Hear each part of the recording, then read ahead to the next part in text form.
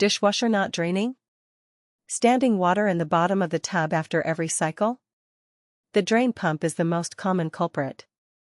What the drain pump does: at the end of the wash cycle, the drain pump activates and pushes dirty water out through the drain hose, either into the garbage disposal or the air gap under the sink.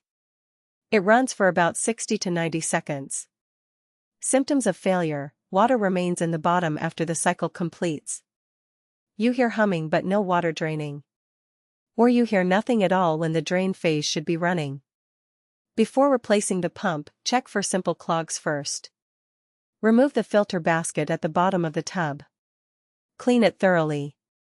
Check the drain hose for kinks. Check the air gap under the sink for debris. Run a cycle and listen.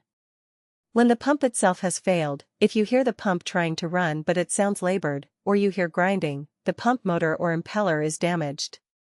Food debris, glass, or bone fragments can destroy the impeller. Cost: drain pump parts cost $40 to $80. With professional installation, $150 to $250 total.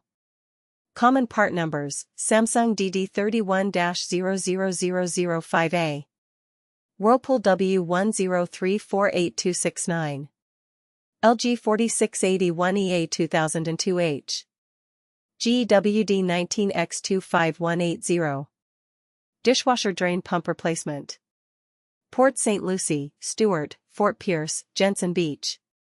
Call Treasure Coast Appliance Repair at 772-353-5791.